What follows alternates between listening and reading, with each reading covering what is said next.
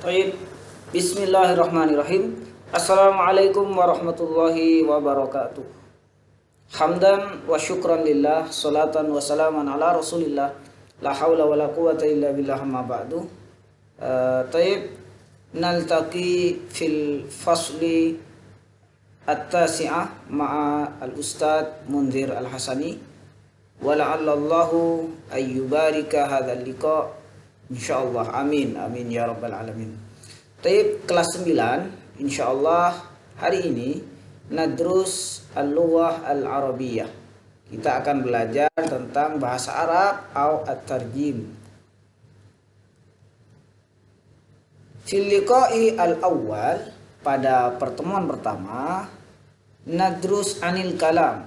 Kita akan belajar tentang kalam. Dalam bahasa Arabnya kalam, tetapi dalam bahasa Indonesianya disebut dengan kalimat. Masih ingat kalimat? Kalimat adalah gabungan kata-kata ya dalam bahasa Indonesia nih yang memiliki arti secara sempurna dan dapat difahami oleh orang lain. Misalkan saya pergi ke sekolah. Ini adalah sebuah kalimat ya dalam bahasa Indonesia yang memiliki arti sehingga orang yang mendengarkan langsung paham. Saya pergi ke sekolah.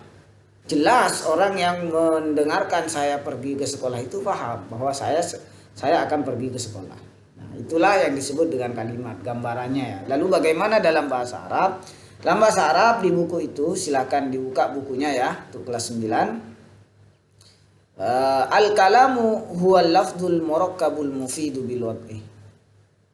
Kalimat ya atau jumlah ya, jadi dalam bahasa Arabnya jumlah, dalam bahasa Indonesianya disebut kalimat gitu ya. Adalah lafadz yang tersusun. Lafadz yang tersusun artinya kalau lafadz yang tersusun berarti lebih dari satu.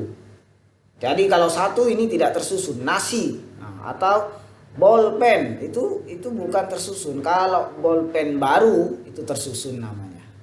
Ya, ustadz baru itu tersusun karena ada dua kata ya. Jadi yang pertama adalah lafadz atau kata yang tersusun.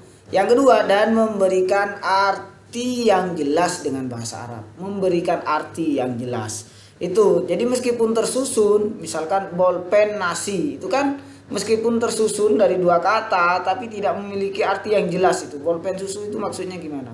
Nah, maka itu tidak disebut dengan kalimat atau jumlah. Terus yang terakhir menggunakan bahasa Arab, karena ini berbicara kalimat dalam bahasa Arab atau jumlah maka harus menggunakan bahasa Arab. Jadi saya pergi ke sekolah, dalam bahasa Arab itu tidak disebut dengan jumlah ya.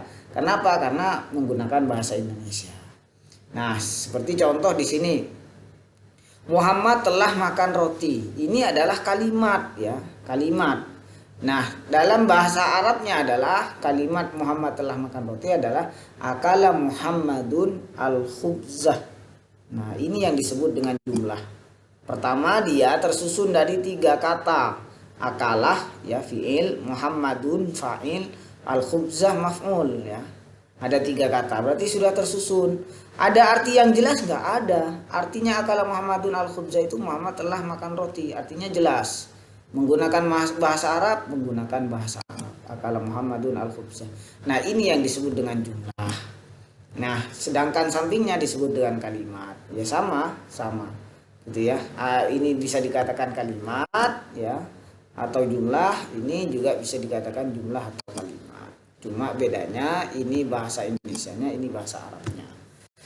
Lalu bagaimana cara menyusunnya Ustadz? Ustadz sudah ajari di kelas 8 bagaimana cara menyusun ya, cara menyusun sebuah kalimat. Biasanya ada kata kerja, pelaku dan objek. Itu sudah biasa, itu sudah familiar kita dengar ya.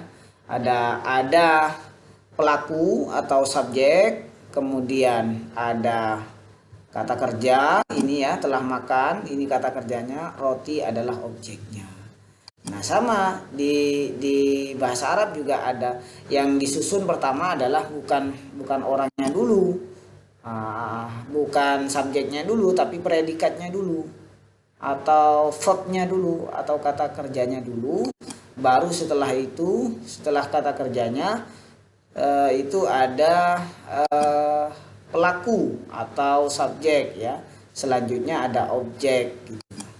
Baik.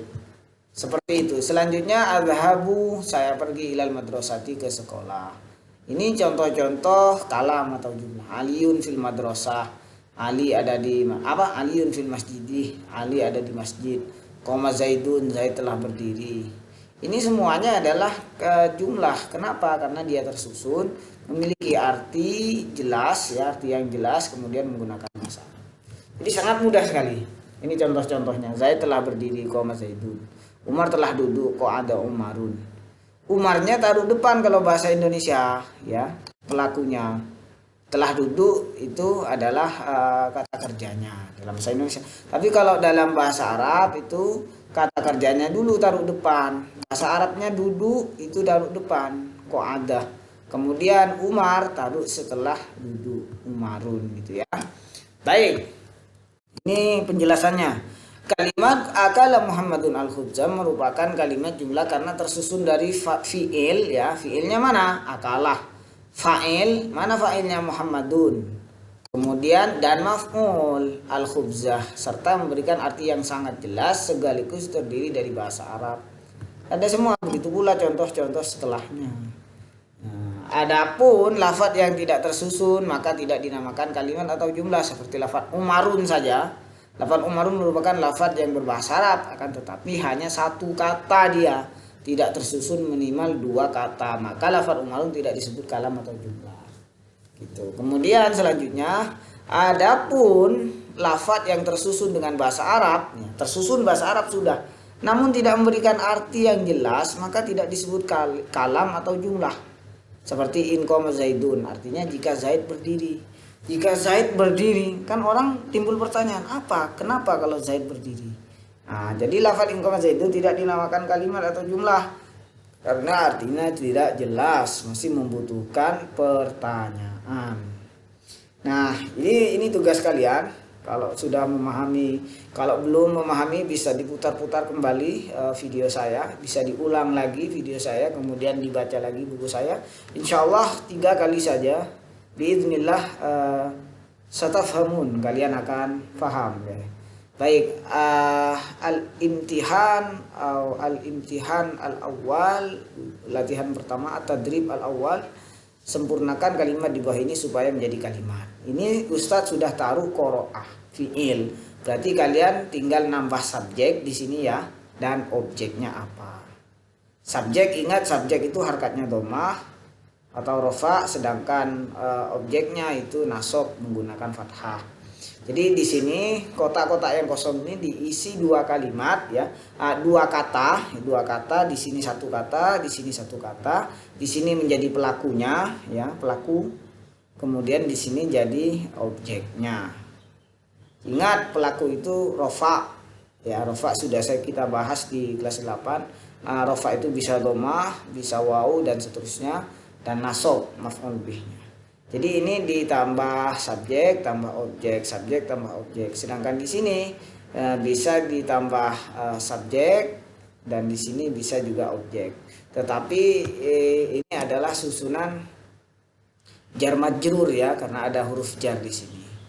Nah, di sini berarti di sini adalah kata atau kalimat isim, di sini huruf jar. Baik, mudah-mudahan dapat difahami dan Ustadz tunggu ya apa yang harus kalian kerjakan di latihan pertama ini. Mudah-mudahan bisa mendapatkan hasil yang terbaik. Dan sebelum mengerjakan ini, Ustadz harapkan narju ilaikum jami'an antusyahidu al-maqta, untuk menyaksikan dulu miroron secara terus-menerus video saya tadi di YouTube. Baik, syukran jazilan ala istima'ikum wa hudurikum wa al-afwa minkum idza wajadtumuni khata'an minal khataya wa ila liqa. Assalamualaikum warahmatullahi wabarakatuh.